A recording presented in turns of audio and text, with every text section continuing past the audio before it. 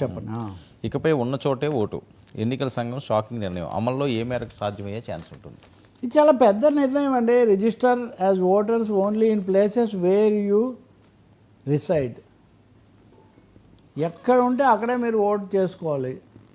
మా ఇల్లు ఇక్కడ ఉంది, మా నేటివ్ ప్లేస్, మా జన్మస్థలం ఇది, మా సొంత ఊరు ఇది అంటే కుదరదు అని.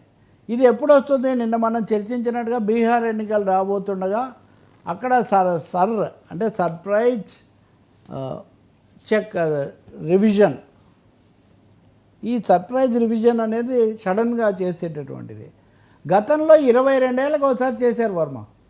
2002 తర్వాత ఈ సర్ప్రైజ్ రివిజన్ ఏం చేయలే. ఇప్పుడు నెల రోజుల్లో ఎన్నికలు, అక్టోబర్లో ఎన్నికలు అంటే ఇప్పుడు ఎందుకు చేస్తున్నారు అని ప్రతిపక్షాలు అభ్యంతరం పెట్టాయి ఎన్నికల సంఘం మీద. వాళ్ళు లేదు, మాకు రూల్ ఉంది, మేము ఎప్పుడైనా చేయొచ్చు అన్నారు. కానీ ఇందులో కనీసం 4000 ఓట్ల మీద మాకు సందేహం ఉంది. వీళ్ళందరూ 2002లో మేము ఓటర్లుగా ఉన్నామని ఇప్పుడు నిరూపించుకోవాలి. మామూలుగా ఈ రివిజన్ పద్ధతి ఏమంటే గతసారి చెకింగ్ అప్పుడు ఏమేం పత్రాలు చూపించారో ఇప్పుడు కూడా చూపించాలి. గతసారి ఎప్పుడు చేశారు మీరు? 2002లో. 2002కు 2025కు చెక్ ఏంటి? ఇంకా రెండో విషయం, ఎన్నికల సంఘం ఇదిగో చాలా స్పష్టంగా CEC central chief election commissioner Gyanesh Kumar చెప్తుంది ఏంటంటే, మీరు అక్కడ ఇక్కడ ఉన్నాము, మేము పని చేసుకోవడానికి పోయాము, వ్యాపారం చేసుకోవడానికి పోయాము, మా ఇల్లు ఇక్కడ ఉంది, మేము ఓటర్లు అంటే కుదరదు.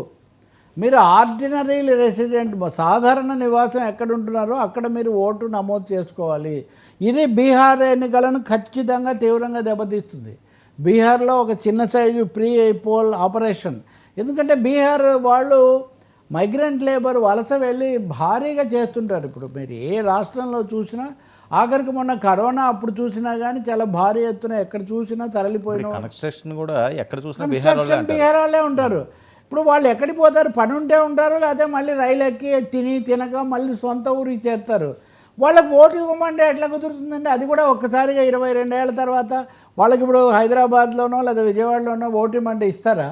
వాళ్ళు ఇక్కడ ఆధార్ పత్రం ఎక్కడి నుంచి తెస్తారు, వాళ్ళు పుట్టిన సర్టిఫికేట్ ఎక్కడి నుంచి తెస్తారు. కాబట్టి ఒక విధంగా ఇది కోట్ల ఓట్ల గల్లంతుకు మార్గం కాబోతుంది.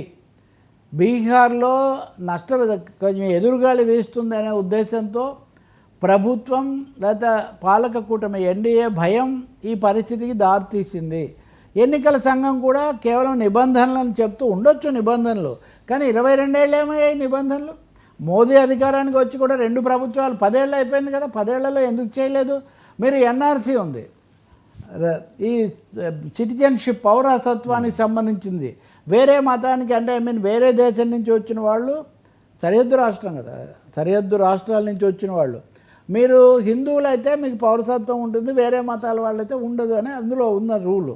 ఇప్పుడు ఇవన్నీ కనుక చేస్తే బీహార్ నుంచి చాలామంది 39% ఇలా చెక్ చేయాల్సిన ఓట్లు ఉన్నాయని వాళ్ళు చెప్తున్నారు. ఇంకోటి, ఇదంతా బేస్ లెవెల్. అందుకనే కొన్ని పార్టీలు అడుగుతున్నాయి, మీరు రివిజన్ చేయండి, కానీ మీరు 2021 ఎన్నికలను తీసుకోండి, గత ఎన్నికలను తీసుకొని ఈ ఎన్నికల వరకు మీరు చేయండి. కానీ 2022 అంటే 22 ఏళ్లలో 4 ఎన్నికలు జరిగి ఉంటాయి. 4 ఎన్నికల నాటి పత్రాలు ఏంటి? కాబట్టి ఇది అనుమానాస్పదం, ప్రశ్నార్థకం. దీని మీద తప్పకుండా వీళ్ళు కోర్టులో సవాలు చేయబోతున్నారు. వేరే రాష్ట్రాలు కూడా, తృణమూల్ కాంగ్రెస్ అంటే బెంగాల్, వాళ్ళు కూడా దీన్ని సవాల్ చేస్తున్నారు. వీళ్ళందరూ కోర్టుకు కూడా వెళ్ళే అవకాశం ఉంది. ఇంకొక తమాషా ఏమంటే, వీళ్ళందరితో సమావేశం ఏర్పాటు చేసింది నిన్న ఎన్నికల సంఘం అన్ని పార్టీలతో, కానీ సమావేశం వాయిదా వేసింది.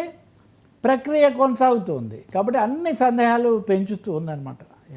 Very serious. ప్రతి రాష్ట్రానికి ఇది రావచ్చు. ఇంకా సార్ 8 రోజులు 5 దేశాలు మోదీ లాంగ్